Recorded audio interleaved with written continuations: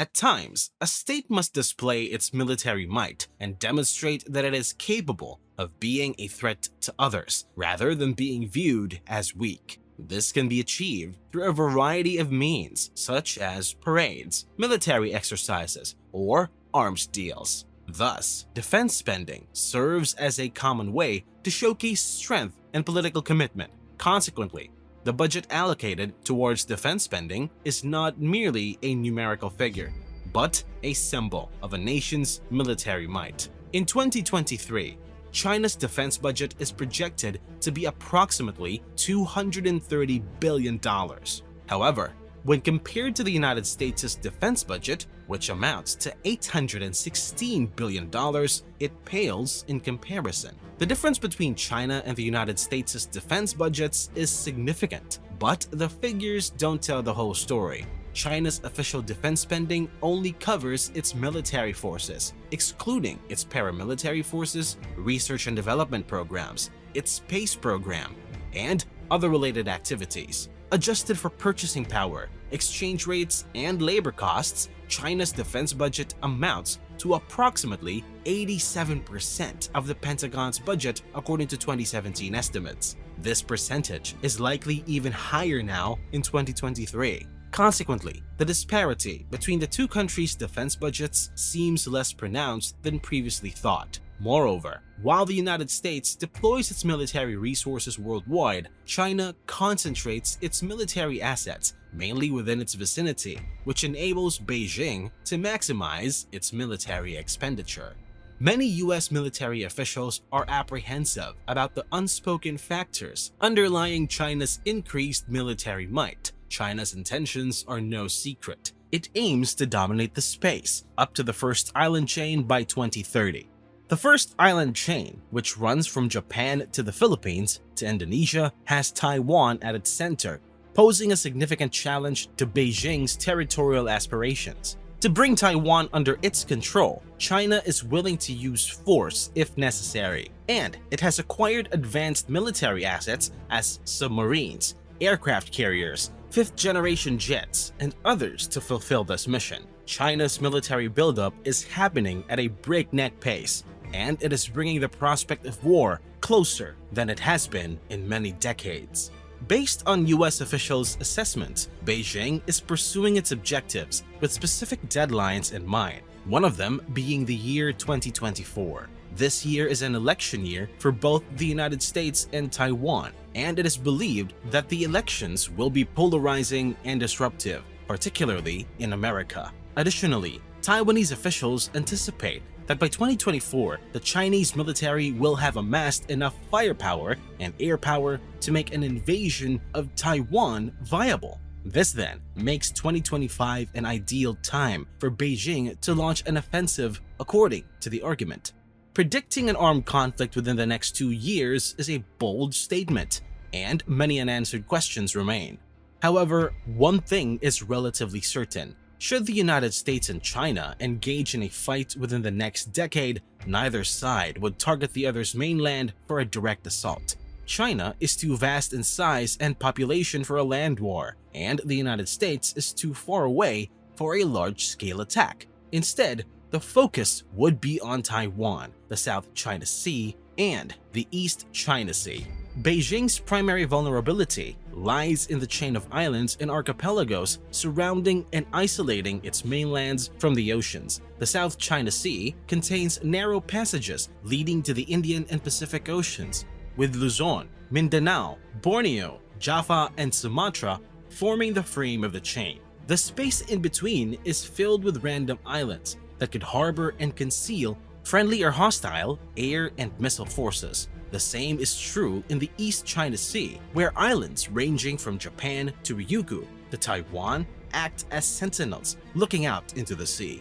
As soon as Chinese warships depart their ports, they become visible to Japanese and Taiwanese surveillance and are well within range of air and missile systems. As a trading power, China has the largest share of global exports and goods. However, it does not have guaranteed access to the world's oceans, with the first island chain containing China's power projection. This places its vast economic empire at the mercy of the world's leading naval power, making business as usual an unsustainable formula for Beijing.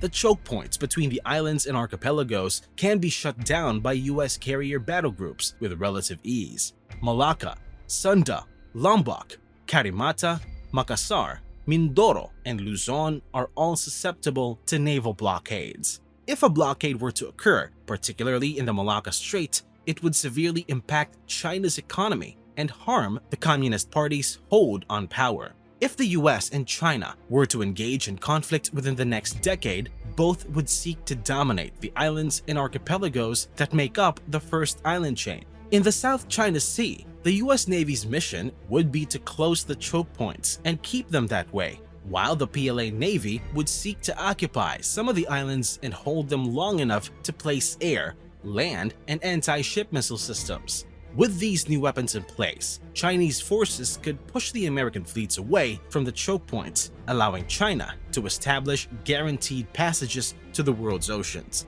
The PLA Navy would not stand a chance against the US Navy, so they would avoid fighting them head-on. China's investment in the artificial islands in the South China Sea is due to its vulnerability in controlling the choke points of the first island chain. Currently, Beijing has militarized 3 of its 7 artificial islands, Mischief Reef, Subi Reef, and Fiery Cross, which act as unsinkable aircraft carriers. These islands have been equipped with various weapons, such as anti-ship and anti-aircraft missile systems, laser and jamming equipment, and fighter jets. As the PLA Navy cannot directly open the choke in the South China Sea, it can use the air and missile systems found in the artificial islands to increase its firepower. Meanwhile, in the East China Sea, the tactical situation differs slightly, but it is just as pressing. The Ryukyu Islands in Taiwan divide the PLA Navy fleets into 2 commands. The Northern and Eastern fleets operate in a different command area from the Southern Fleet. In the event of war, China's primary aim would be to secure the Taiwan Strait, allowing its fleets to merge and bring in reinforcements as required.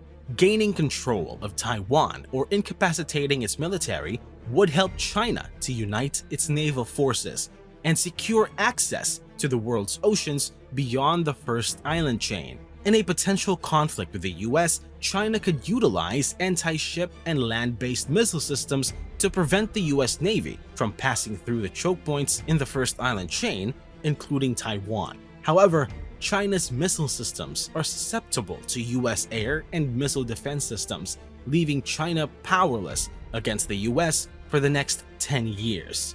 Therefore, it is logical to assume that Beijing would not risk starting a conflict while at a disadvantage. In the long term, from 2030 onwards, the deployment of 5th-generation jets and hypersonic missiles could shift the balance of power in the region. China possesses the J-20 Mighty Dragon, while the US has the F-35 Lightning II. The latter is generally regarded as the superior fighter, and American pilots are better trained than their Chinese counterparts. Additionally, the US has a network of regional allies, including Japan, South Korea, Australia, Thailand, Taiwan, and the Philippines, which further strengthens its position. However, as new technologies emerge, the situation could become more volatile and unpredictable. China is also believed to be ahead in hypersonic weapons, and it is expanding and enhancing its armed forces at a faster rate than any other country, including the development of aircraft carriers.